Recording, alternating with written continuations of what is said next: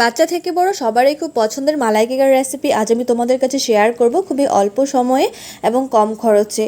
আশা করছি ভিডিওটি সবার ভালো লাগবে। তো এই মালাই কেক তৈরি করার জন্য আমি এখানে গুড় নিয়ে নিয়েছি। তোমরা চাইলে এখানে গুড়ের পরিবর্তে কিন্তু মিষ্টির জন্য চিনি ব্যবহার করতে পারো।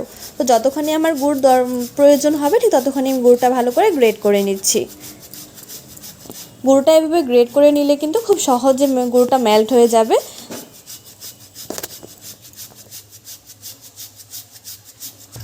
যতখানি আমার মিষ্টির প্রয়োজন ছিল সেই প্রয়োজন অনুসারে আমি গুড়টাকে গ্রেট করে নিয়েছি।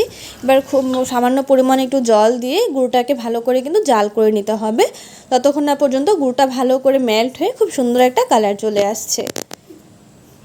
তোমরা চাইলে কিন্তু এখানে গুড়ের পরিবর্তে চিনি ব্যবহার করো, সেক্ষেত্রে চিনিটাকেও কিন্তু এভাবে ক্যারামেল তৈরি করে নিতে হবে।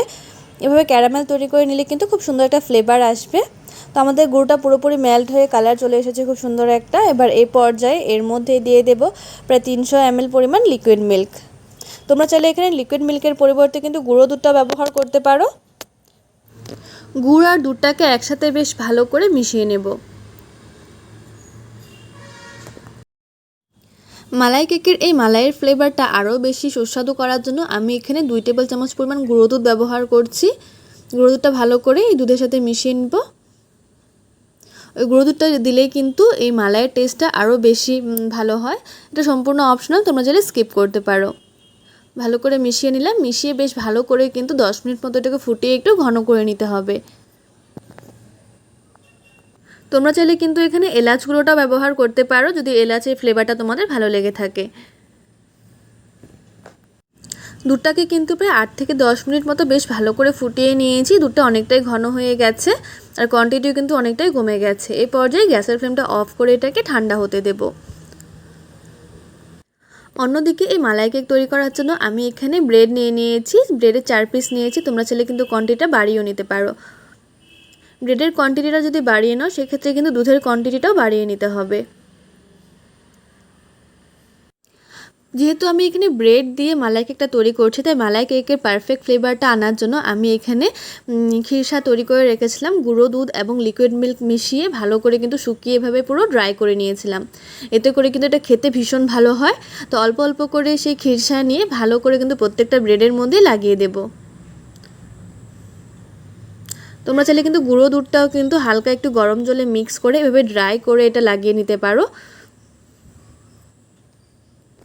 প্রত্যেকটা ব্রেডে এভাবে লাগিয়ে নেব। অন্যদিকে আমরা যে দুধটা জাল করে ঘন করে রেখেছিলাম সেই দুধটাও কিন্তু হালকা একটু ঠান্ডা হয়ে গেছে। হালকা ঠান্ডা হয়ে যাবার পরে কিন্তু এর মধ্যে দিতে হবে। খুব গরম থাকা অবস্থায় দিলে কিন্তু এটা পুরোপুরি গলে যাবে, টেস্টটা কিন্তু পারফেক্টভাবে আসবে না। হালকা একটু যখন গরম থাকবে তখনই এই দুধটা এর মধ্যে দিতে হবে। ভালো করে দিয়ে দিচ্ছি ওপর থেকে। তোমরা চাইলে কিন্তু এর ওপর যে কোনো ড্রাই ফ্রুটসও দিতে পারো যদি তোমাদের পছন্দ হয়ে থাকে বা ঘরে অ্যাভেলেবেল থাকে। আমি সামান্য একটু ফ্লেভারের জন্য কেশর দিয়ে দিচ্ছি। এভাবে তোমরা খুবই কম খরচে এবং কম উপকরণে ঝটপট এই মালাই কেকের রেসিপিটি তৈরি করে নিতে পারবে। আর বাচ্চা থেকে বড় সবারই কিন্তু খুব পছন্দ হবে এই রেসিপিটি। অবশ্যই তোমরা ট্রাই করে দেখতে পারো। বাড়িতে যদি ঝটপট কোনো অতিথিও এসে থাকে সেক্ষেত্রে কিন্তু এই রেসিপিটা তোমরা সার্ভ করতে পারবে। তো ভিডিওটি তোমাদের কেমন লাগলো অবশ্যই আমাকে কমেন্টস করে জানিও। যেহেতু এটা মালাই কেক তাই সার্ভ করার আগে অবশ্যই আরেকটু মালাই এর মধ্যে দিয়ে তারপর সার্ভ করবে। অবশ্যই কিন্তু খেতে দুর্দান্ত হয়। অবশ্যই ট্রাই করে দেখো তোমরা। ভিডিওটি শেষ পর্যন্ত দেখার জন্য অনেক অনেক ধন্যবাদ।